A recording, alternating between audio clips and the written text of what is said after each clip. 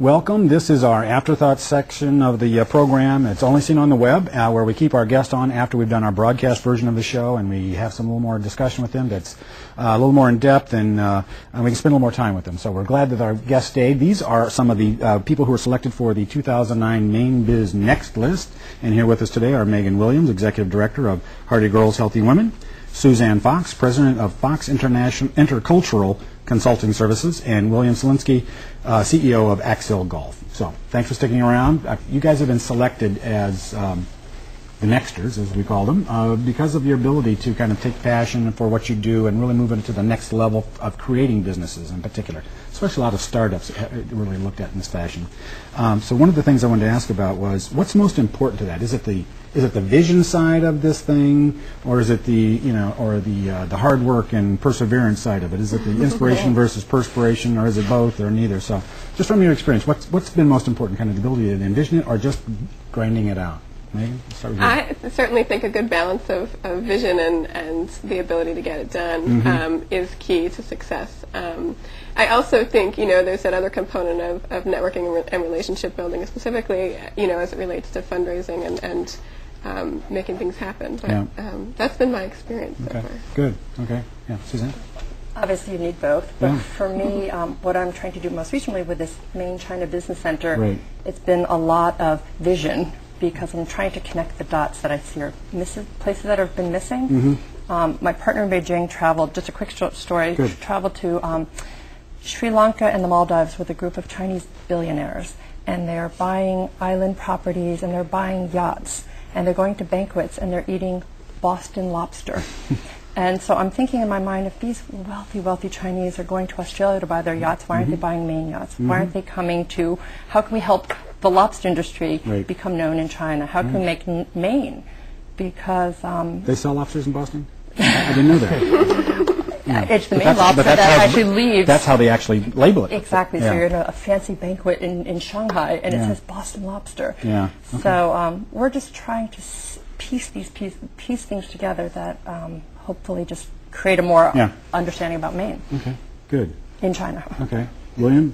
Yeah, so in the technology... Inspiration, perspiration, what do you think? In the technology space, one of my favorite mentors that I work with a lot has always said, ideas are a dime a dozen, and I think that's really true to a certain extent. Execution is really what builds a business, and especially in the technology space.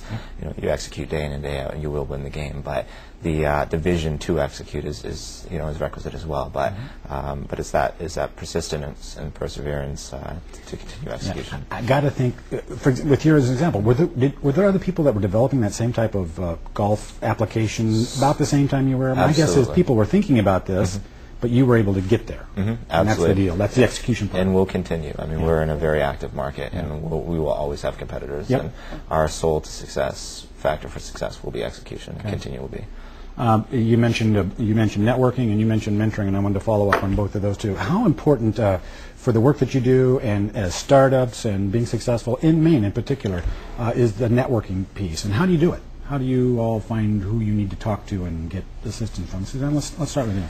Well, when I moved from California to Maine, I thought I'd be alone, and there wouldn't be people who had been to China, understood China, and it's been so much fun to find that here we are, a small, special state, and there's so many people within the state who have had China experience. It's bizarre, isn't it? It's really bizarre. It's great. And I'm also building a directory in China of Mainers who are living inside China so they can connect. And I don't pretend to be an expert in all these areas that I'm trying to piece together in China, so I have such a great network of China specialists. How did you find them in Maine? Through somebody named Bob Sargent, who started this Maine network. And he had a conference a couple years ago up in Castine, Maine in December.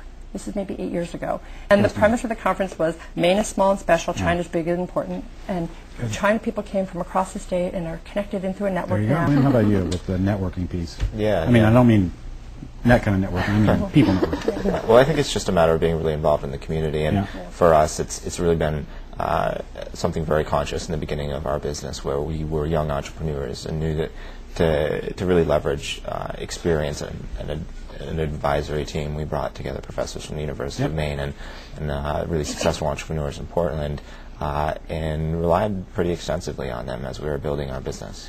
One thing that interests me about you is you are a Maine native of Dedham, right? Yeah. But now you're located in Portland, so it's interesting. You have this you do have I bet you have networks all over the state just by virtue of who you are, where you work, from your family business previously, University of Maine. Absolutely. Do those things pay off for you? They do. I mean, being all over the state of Maine, and there are resources kind of located in different geographies, and that's been tremendously helpful. And also down to Boston and California as well. Before we're going to make, you mentioned, I want to make sure we get our plug in for MTI. Yeah. So Betsy is again, one plug for you this week. But you did mention the importance of MTI, and that also gets to not only the funding piece, but the networking part. Absolutely. And also, every week somebody mentions that the work they do with the University of Maine as well. Absolutely. And especially in technology. So talk about MTI for a minute. So MTI for us was an extension from going to the University of Maine and becoming familiarized with it. Wait, I should say, I assume everybody knows out there MTI is Maine Technology Institute. Go ahead. And so MTI brings an amazing set of resources as far as capital and an amazing team at MTI that makes just a world of connections and can take any small business from their seed grant phase to the development phase.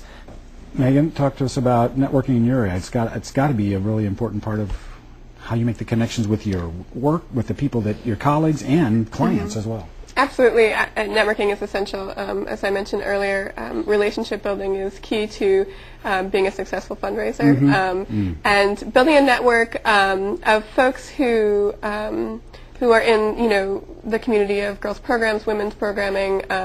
So we, work a lot with the Maine Association of Nonprofits, the Maine Women's Fund, Colby College, where we get a number of our volunteers from. And we also work really closely with the community of schools, of educators and program providers throughout the state.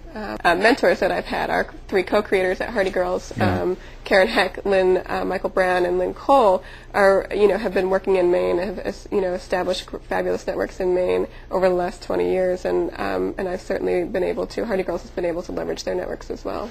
I want to follow up on the mentor piece because I want to ask these folks about that as well. But you mentioned your mentors, the 3 folks that started at Hardy Girls. Obviously for resource and networking and information, yes, but how about in terms of just you use them personally for business model and business mentoring as well and running the organization? Is that important to you? Oh, absolutely, absolutely. Yeah. Part of being, a young person coming into an organization that's already established is you want to, not reinvent the wheel. You want to make sure that you learn from, the folks who've come before you. Good. Suzanne, I'm going to ask you the mentor question too. How about you with your business? Has that been an important part? And then to follow up on that thing too, the other part of it is, now that you're an extra, do you see yourself as becoming a mentor for others? Okay, talk about that. I also, I get so many calls from graduating seniors who are East Asian Studies majors. What do I do? Good. So I had great mentors in my life, and I loved to do that and to continue that role. Maine International Trade Center has been so great for me, and providing me reports and information on different industries that are involved with China. So that's just such a great part of what I'm doing, is working with really great other organizations. I want to end with William the mentor question with you, because I know you're working with a formal mentoring group. Pretty impressive stuff. Tell us about it. So we were accepted into a program called TechStars, which is the leading mentorship program in the world for technology companies, where we were paired with 65 mentors who have funded and built IPO'd successful technology companies, largely in Boston, but California and all over the world. But it was a great synthesis for us to take our hardworking Maine spirits down to Boston for the summer, work under this very intensive program, and add to our network within Maine. And you were selected for that. It was a competitive process. Yeah. More competitive than Yale Law School. Yeah, it's about 3% of applicants that are accepted. Stop it there. I thank you again for sticking around. This is going to be great. Congratulations again. Enjoy the year. Thank you. Thanks.